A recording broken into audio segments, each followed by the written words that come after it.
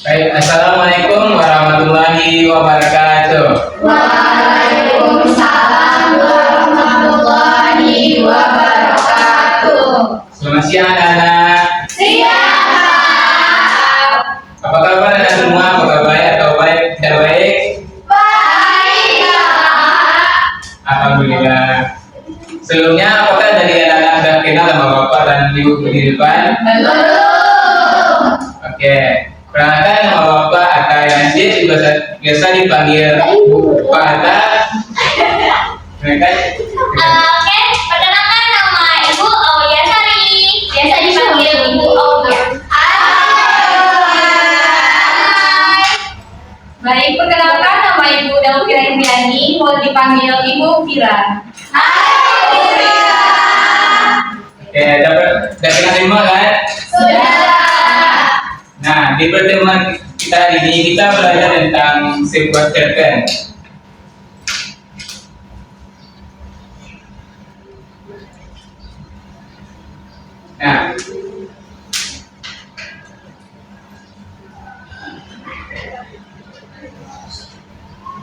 Nah, dari teman apakah kita belajar ini tentang judul cerpennya? Ya. Dua persahabatan. Dua persahabatan. Nah, cerpen ini akan dibacakan oleh rekan saya, itu Ibu Aulia Sari. Kepada Ibu, kita bersilakan. Halo semuanya. Halo. Udah bersedia belum nih dengerin cerpen dari Ibu dan Bapak Atta? Sudah. Udah tahu belum judulnya apa? Sudah. Persahabatan, Ibu. Dua persahabatan, iya betul. Kayaknya sebelum mulai baca cerpen, Ibu mau lihat semangat anak-anak Ibu dulu deh. Ada yang tahu tepuk semangat nggak? Tahu. Oke, kita tepuk semangat dulu ya. Oke. Tepuk semangat. Semangat.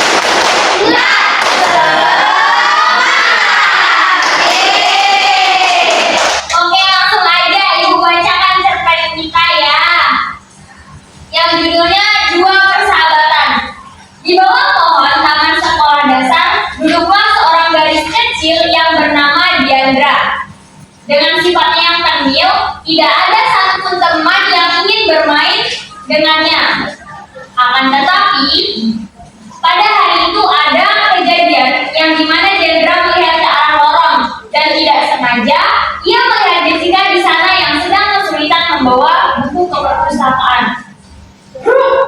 Suara buku berjatuhan. Buku yang dibawa Jessica terjatuh berserakan di lantai. Lalu, dengan sigap, Diandra menghampiri Jessica. Hai Jess, apakah kamu perlu bantuan? Sapa Diandra. Diandra. Iya nih, aku sedikit kesulitan membawa buku yang banyak ini, jawab Jessica. Diandra ikut berjongkok dengan berkata, biar aku bantu bawakan buku yang berserakan di lantai ya. Jessica pun tersenyum kepada Diandra dan mengucapkan, terima kasih Diandra.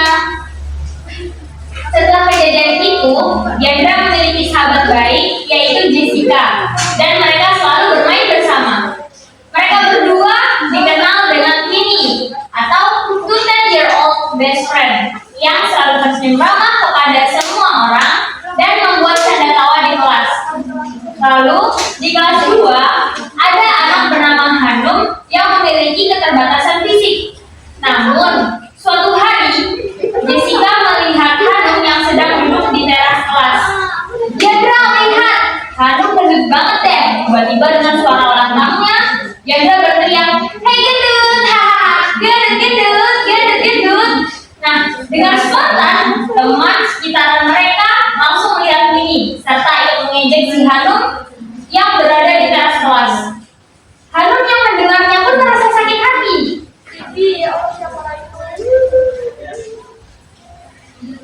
Dan menangis. Lalu ia berlari menuju kantor dan mengadukan perlakuan Queenie serta teman-teman lain kepadanya. Nah, setelah melihat Hanum menangis, tiba-tiba Queenie merasa bersalah karena salah bahwa candaan mereka sudah berlebihan. Nah, dengan segera, guru bersama Hanum langsung menghampiri Queenie yang masih berada di teras kelas. Diandra dan Jessica terdiam saat guru dan Hanum datang. Wajah mereka memerah karena malu dan menyesal. Guru menatap mereka dengan tatapan kecewa.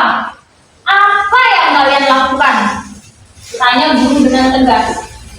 Diandra dan Jessica pun hanya bisa menunduk, tak berani menatap mata guru. Guru menjelaskan dengan sadar bahwa semua orang itu berbeda dan memiliki keunikannya masing-masing. Mencemooh teman adalah perbuatan yang tidak baik dan bisa menyakiti perasaan orang lain. Diandra dan Jessica pun mengangguk paham. Mereka menyadari kesalahan besar yang telah mereka lakukan. Setelah kejadian itu, Diandra dan Jessica pun merasa sangat bersalah kepada Hanum. Mereka ingin meminta maaf, tetapi malu untuk mendekati Hanum. Akhirnya, mereka memutuskan untuk menulis surat permintaan maaf. Dengan hati yang tulus, mereka mengungkapkan penyesalan atas perbuatan mereka dan berharap Hanum bisa memaafkan mereka. Nah, lalu keesokan harinya, Diandra dan Jessica memberikan surat itu kepada Hanum. Dengan ragu-ragu, Hanum menerima surat itu. Setelah membaca surat itu, Hanum pun tersenyum. Ia merasa terharu dengan ketulusan permintaan maaf dari Diandra dan juga Jessica. Hanum pun akhirnya memaafkan mereka. Sejak saat itu, Diandra dan Jessica belajar untuk menghargai perbedaan dan menjadi teman yang baik bagi semua orang. Mereka tidak lagi mengejek teman-teman mereka, malah mereka sering mengajak Hanum bermain bersama. Persahabatan mereka semakin erat dan menjadi contoh bagi teman-teman lainnya. Diandra dan Jessica menyadari bahwa persahabatan sejati itu dibangun di atas dasar saling menghormati, pengertian, dan juga kasih sayang. Mereka juga belajar bahwa kesalahan adalah hal yang wajar. Yang penting adalah bagaimana kita belajar dari kesalahan itu dan memperbaiki diri menjadi lebih baik. Oke, mungkin itu sedikit cerita pendek dari ibu-ibu dan juga bapak sekalian. Gimana? Seru nggak ceritanya? Seru. Oke, mungkin ini bisa ibu bacakan, ibu kembalikan lagi kepada bapak Asa. Oke, terima kasih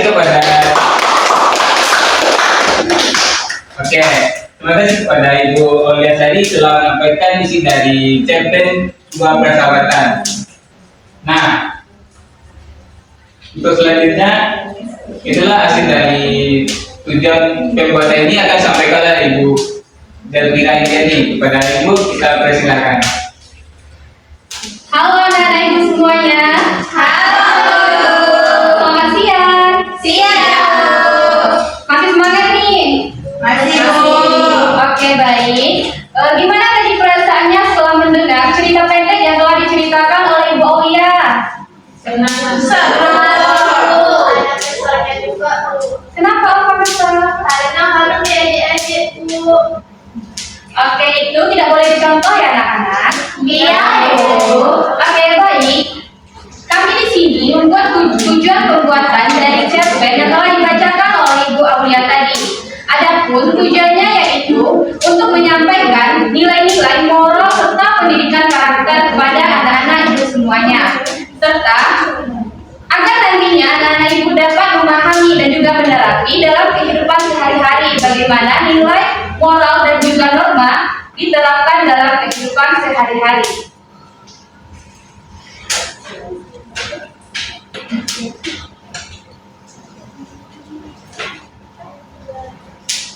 Kekurangan dari proyek cerpen ini tentu setiap karya pasti ada kekurangan. Nah, kekurangannya yaitu yang pertama ialah kurangnya koordinasi, yang mana sulitnya dalam mengatur jadwal, membagi tugas serta berkomunikasi dalam proses pengerjaannya.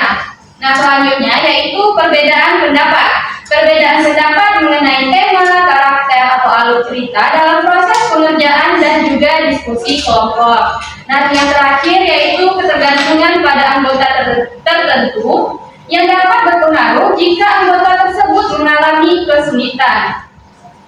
Nah, selain kekurangan, tentu juga ada kelebihan yang dimiliki oleh cerita pendek tersebut. Di antaranya ialah beragam perspektif. Karena setiap anggota kelompok semua memiliki sudut pandang yang unik. Hal ini membuat cerita cerpen menjadi lebih kaya dan juga kompleks, karena ide-ide dapat saling melengkapi dan juga menantang. Selanjutnya yaitu pengembangan ide kreatif. Dapat memicu munculnya ide-ide kreatif dan juga saling tukar pikiran dan dapat menghasilkan plot yang jelas. Nah, yang terakhir yaitu fokus pada kekuatan masing-masing, yang mana anggota kelompok dapat fokus pada bagian yang mereka kuasai. Nah, selanjutnya yaitu mengenai nilai dan juga moral. Apakah ada anak-anak ibu yang tahu nilai-nilai apa saja yang terkandung pada cerpen yang telah dibacakan oleh Ibu Aulia Sari tadi? Nilai Oke, kepada Aura. nilai kasih sayang, Bu. Ya.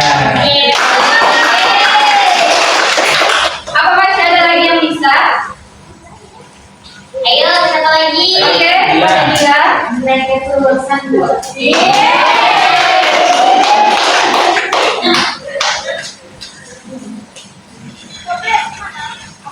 Nah, yang perjelas lagi ya, ada pun nilai dan juga moral yang terkandung dalam cerpen tersebut ialah yang pertama yaitu adanya nilai kerendahan hati, yang mana Diandra dan Jessica tadi memilih untuk meminta maaf yang tulus setelah menyadari kesalahan mereka. Dan yang kedua yaitu ada nilai kasih sayang, yang mana Diandra dan Jessica menemukan bahwa saling menghormati, mengasihi dan kasih sayang adalah dasar persahabatan sejati.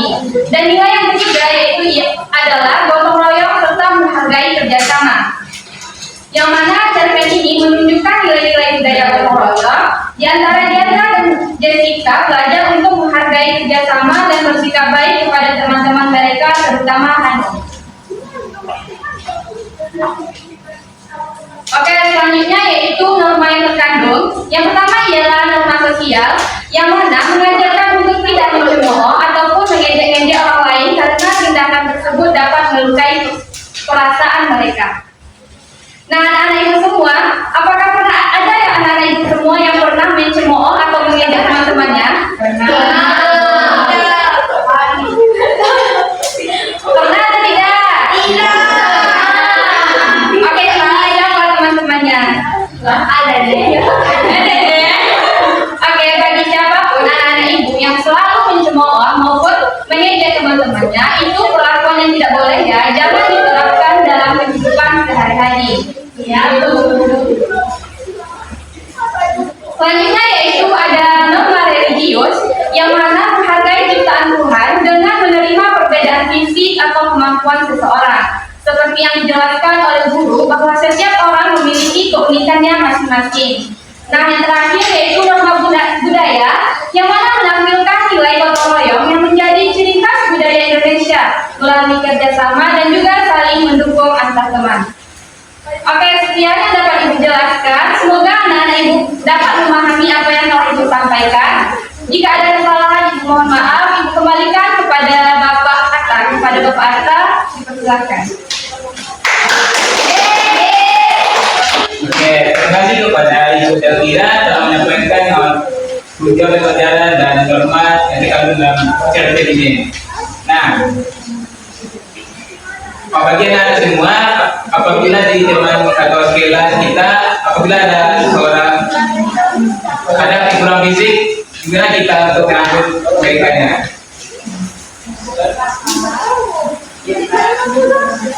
Oke, diangkutnya tidak boleh mengumpulnya. Ya. Berarti kalau misalnya ada teman-teman yang misalnya kulitnya lebih gelap atau badan lebih berisi atau badan yang kecil banget, nggak boleh ya kita ejek-ejek kayak gitu, oke? Oke. Sama ada perbedaan itu wajar, oke? Oke. Oke. Oke, itulah dari pembelajaran kita hari ini. Apabila ada kata salah dari Bapak dan Ibu sekalian, kami minta maaf. Sekian, assalamualaikum warahmatullahi wabarakatuh.